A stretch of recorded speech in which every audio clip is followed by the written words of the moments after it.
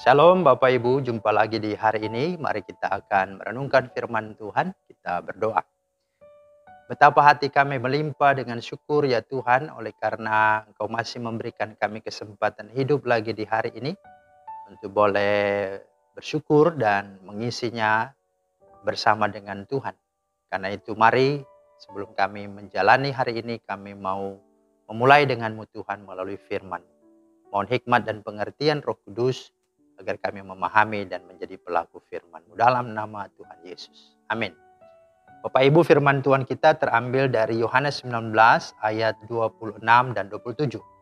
Ketika Yesus melihat ibunya dan murid yang dikasihinya di sampingnya, berkatalah ia kepada ibunya, "Ibu, inilah anakmu." Kemudian katanya kepada muridnya, "Inilah ibumu." Dan sejak saat itu murid itu menerima dia di dalam rumahnya. Itulah firman Tuhan yang menjadi renungan kita pada hari ini. Tema kita adalah ibu inilah anakmu. Hai anak, inilah ibumu. Nah Bapak Ibu, ketika kita menderita, kita sering menjadi begitu terpusat pada penderitaan kita. Dan kita lupa akan segala sesuatu yang lain atau orang lain. Kita mengharapkan bahwa orang lain akan mengerti keadaan kita dan peduli dengan hidup kita. Sedikit kita mengalami sakit, apakah itu sakit gigi, sakit kepala, sudah cukup menjadi alasan bagi kita untuk marah atau mengurung diri. Nah hari ini kita belajar tentang kehidupan Yesus di salib yang menginspirasi kita dengan tindakannya yang di tengah penderitaannya, di tengah kesusahan dan kesengsaraannya, dia masih memikirkan dan mengusahakan segala sesuatu untuk orang lain. Terlebih untuk hari esok ibunya dan juga murid yang dikasihinya. Itulah Yohanes dan bahkan kita semua. Maria dan Yohanes bersama dengan beberapa orang lain berada di sana pada kaki salib Yesus untuk memberi kekuatan kepada Yesus. Namun yang terjadi justru sebaliknya. Yesus menghibur dan memberi mereka kekuatan. Meskipun berat penderitaannya, Yesus tetap membuka hatinya dan membuat orang-orang yang ia cintai boleh mengalami penghiburan darinya. Ia memikirkan keselamatan ibunya, itulah Maria.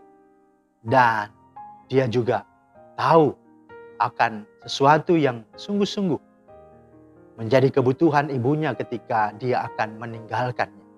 Di saat-saat susah karena terluka, karena menderita, Yesus berkata, "Ibu, inilah anakmu." Dan kepada murid yang dikasihinya, itulah Yohanes, dia juga berkata, "Inilah ibumu." Maka saudara, berdasarkan akan firman Tuhan ini dan kebenaran ini, Yesus hendak mengajarkan kepada kita akan 3 hal. Yang pertama, bahwa menghormati orang tua adalah sudah seharusnya dan harus dihidupi. Bukan saat kita berlimpah harta dan hidup mapan baru kita bisa menghormati orang tua kita. Justru saat kita susah dan mungkin kita belum bisa membalas budi baik mereka. Justru di saat itulah mereka membutuhkan perhatian dan komunikasi yang ada dari kita.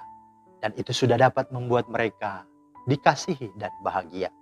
Yang kedua, bahwa meskipun sedang menderita, Yesus masih mempedulikan perasaan ibunya. Ia menyadari bahwa ibu yang mengandung dan membesarkannya tentu merasakan kesedihan dan kepedihan yang amat mendalam. Dan Yesus memahami hal ini.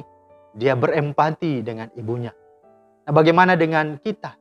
Apakah kita sudah berbela rasa dengan orang tua kita? Dengan orang lain, siapapun melampaui kepentingan kita? Dan yang ketiga, bahwa yang Yesus wariskan dan titipkan kepada ibunya bukan harta, bukan tahta, bukan kemapanan hidup duniawi. Melainkan hubungan atau relasi iman atau rohani yang dapat menjaga, menghibur dan menguatkan ibunya untuk tidak larut dalam kesedihan karena harus melihat dirinya, itulah Yesus mati di salib. Melainkan dapat melihat Yesus sebagai Tuhan dan Juru Selamatnya. Menjadi penghiburan. Dan itu membutuhkan keluarga yang saling menguatkan dan mendorong dalam iman. Dan itulah kehadiran Yohanes dan murid-muridnya untuk ibunya.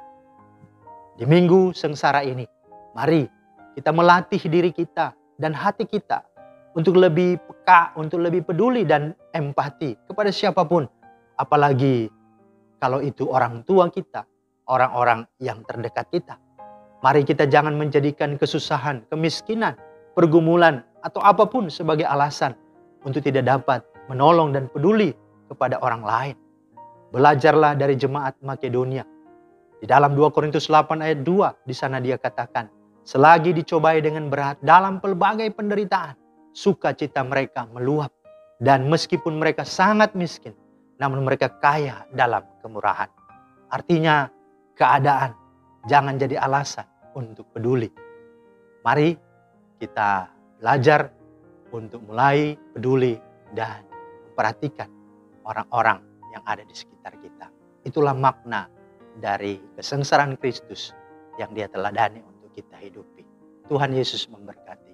Mari kita berdoa. Terima kasih Tuhan atas firman-Mu. Biarlah di minggu-minggu sengsara ini kami boleh sungguh memiliki hati yang penuh empati untuk peduli dan untuk mengasihi orang lain. Apalagi itu orang-orang yang terdekat dengan kami. Biarlah kasih-Mu memenuhi setiap hidup kami dan mengalir dalam kehidupan mereka. Demi Kristus kami berdoa. Amin. Demikianlah firman Tuhan hari ini. Kiranya menjadi berkat. Tuhan Yesus memberkati. Shalom.